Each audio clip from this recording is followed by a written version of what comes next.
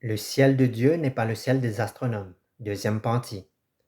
La phrase « Le ciel de Dieu n'est pas le ciel des astronomes » pointe une différence entre deux réalités. Il y a le ciel physique observé par la science et le ciel spirituel annoncé dans les Saintes Écritures. Premièrement, le ciel des astronomes étudie le ciel comme l'univers matériel. Ils étudient les étoiles, les galaxies, les planètes, les lois physiques, etc. Deuxièmement, il y a le ciel de Dieu. Dans la Bible, le ciel désigne la demeure de Dieu, le lieu de sa sainteté, de sa majesté, et pour beaucoup de chrétiens, c'est la destination future des justes.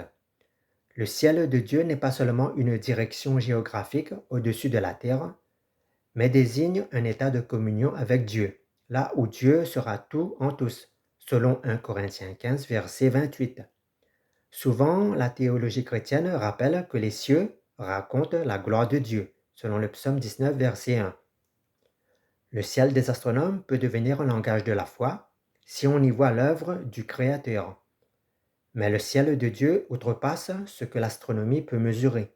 Le ciel de Dieu parle de grâce, de pardon, de présence intérieure, de royaume qui n'est pas de ce monde. Selon Jean 18, verset 36. Le ciel des astronomes, des physiciens, c'est le cosmos visible, c'est l'espace-temps, les étoiles, les planètes, les trous noirs, des forces de gravité et l'expansion de l'univers. Ce ciel-là se lit en mathématiques, en physique et en observation, et non en prière ou en révélation. On y voit la grandeur, la précision, l'ordre, mais aussi la fragilité, le vide et la mort. Le ciel des astronomes interroge sur la dimension humaine. Face à l'immensité de ce ciel, l'homme se sent petit, provisoire, voire presque anecdotique. Mais il peut aussi ouvrir l'homme à l'humilité de reconnaître qu'il n'est ni au centre de tout, ni ultime. En revanche, dans la Bible, le mot ciel a plusieurs sens. Premièrement, il y a le ciel naturel, c'est-à-dire l'atmosphère, la voûte céleste, où voguent les nuées, les oiseaux, les étoiles, selon Genèse 1 et le psaume 19. Deuxièmement, le ciel désigne aussi la demeure de Dieu, selon Ésaïe 66, verset 1, qui déclare « Là où le ciel est ton trône et la terre ton marchepied ». Troisièmement, le ciel comme lieu de vision de Dieu. Le prophète Daniel voit le ciel ouvert. Ézéchiel voit la gloire de l'Éternel venant du ciel. Élie monte au ciel sur un char de feu. Souvent le ciel, selon la Bible, désigne aussi l'écran de la révélation. Par exemple, Dieu parle du ciel, il envoie des signes, il descend selon Exode 19, où sa voix se fait entendre sur le mont Sinaï. Ou bien encore, où Jésus le Christ monte au ciel après sa résurrection, selon Acte 1. Le ciel de Dieu n'y est pas seulement une adresse géographique, il est le domaine de la présence sainte de Dieu, de sa majesté, de la justice divine, de la grâce, etc. Troisièmement, le ciel de Dieu dépasse le ciel physique, autrement dit, le ciel de Dieu est au-delà du ciel des astronomes. Il n'est pas seulement une direction dans l'espace, mais une relation avec Dieu qui habite une lumière inaccessible, selon 1 Timothée 6, verset 16. Cette lumière de Dieu est invisible et hors de portée de tout télescope ou instrument physique. Le ciel de Dieu n'est pas seulement un volume dans l'univers, mais c'est d'un ordre de réalité supérieure. Il concerne la justice, la sainteté, la grâce, la communion, la présence de l'Esprit.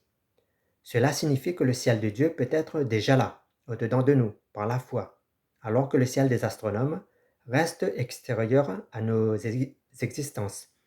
Le royaume des cieux peut être présent dans le cœur, dans la communauté, dans la parole prophétique, alors que le ciel cosmique reste un spectacle lointain. Quatrièmement, le ciel compris comme le royaume de Dieu. Dans l'Évangile, les cieux sont souvent liés à l'expression « le royaume des cieux », selon Matthieu 4, verset 17, et non le royaume d'un cieux ou les royaumes des cieux. Ce royaume des cieux, donc, n'est ni une planète, ni une grosse étoile, ni une orbite nouvelle. Mais c'est l'ordre de Dieu qui s'impose au monde, c'est-à-dire la justice remplaçant l'injustice, la miséricorde remplissant ce qui est dur, et la paix recouvrant la peur. Autrement dit, le ciel de Dieu est d'abord un régime de réalité spirituelle, là où Dieu est reconnu comme roi, là où sa volonté est faite, là où le mal est jugé et la grâce instaurée. C'est pourquoi Jésus nous dit que le royaume de Dieu est au milieu de nous, selon Luc 17, verset 21. Le royaume des cieux n'est pas seulement dans les hauteurs, mais aussi dans le cœur de la rencontre avec lui, avec Jésus. Cinquièmement, Dieu n'est pas dans le ciel comme un objet. Beaucoup de chrétiens parlent de Dieu qui est dans le ciel comme d'un grand vieux monsieur assis sur un trône. Mais les Saintes Écritures nous enseignent que Dieu n'habite pas le ciel comme un citoyen habite une ville. Dieu est créateur, il est celui qui donne l'espace et le temps. Celui qui entoure le ciel et la terre. Il est aussi celui pour qui aucune distance n'existe.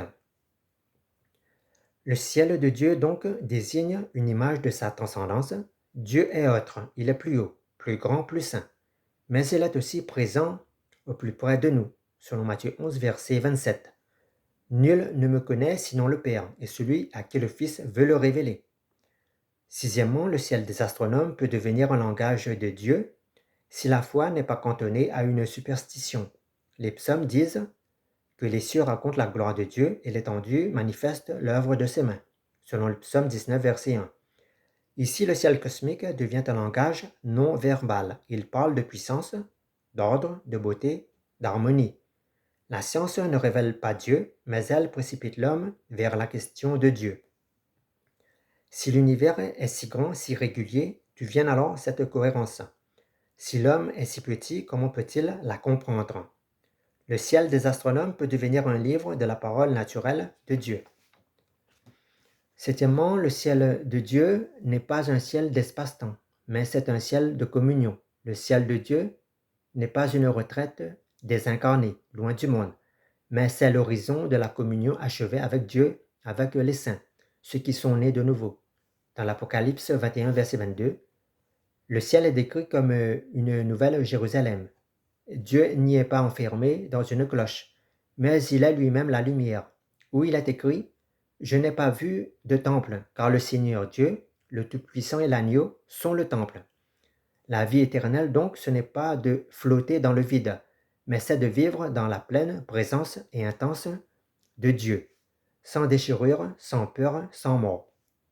Huitièmement, le ciel de Dieu désigne aussi le ciel intérieur. Spirituellement, le ciel de Dieu peut commencer dans le cœur humain, quand quelqu'un ouvre sa vie à Dieu, quand il abandonne le péché, quand il accueille l'Esprit Saint, là où des réalités du ciel sont déjà expérimentées. Par exemple, la paix qui dépasse toute compréhension, selon Philippiens 4, verset 7. Il y a la joie de la grâce, la liberté en Christ, face à la culpabilité. Le ciel de Dieu au milieu de nous signifie que le règne de Dieu commence là où son amour est accueilli. Le ciel de Dieu est inauguré là où sa volonté est accomplie, même si le ciel des astronomes reste encore voilé et lointain. Neuvièmement, ce thème donc met en lumière une tension entre le ciel et la terre. D'un côté, le ciel des astronomes rappelle à l'homme sa petitesse, sa fragilité, sa dépendance à l'égard des lois de la nature. Et de l'autre, le ciel de Dieu qui rappelle à l'homme son inestimable dignité. Il est appelé à vivre dans la présence de Dieu, à être des fils de Dieu et à partager sa vie éternelle. Cette tension nous révèle l'humilité face au cosmos et l'espérance face au ciel de Dieu. Quand nous regardons le ciel, ne nous arrêtons pas à l'univers, mais allons par la foi jusqu'à celui qui l'a créé. Car le ciel de Dieu n'est pas seulement un lieu où nous irons un jour, mais c'est un ordre de vie où nous pouvons entrer dès aujourd'hui, en donnant notre cœur à Jésus. Christ en nous, c'est déjà le ciel de Dieu en nous. Le ciel des astronomes nous montre la grandeur de l'univers, et le ciel de Dieu nous révèle la grandeur de celui qui l'a créé.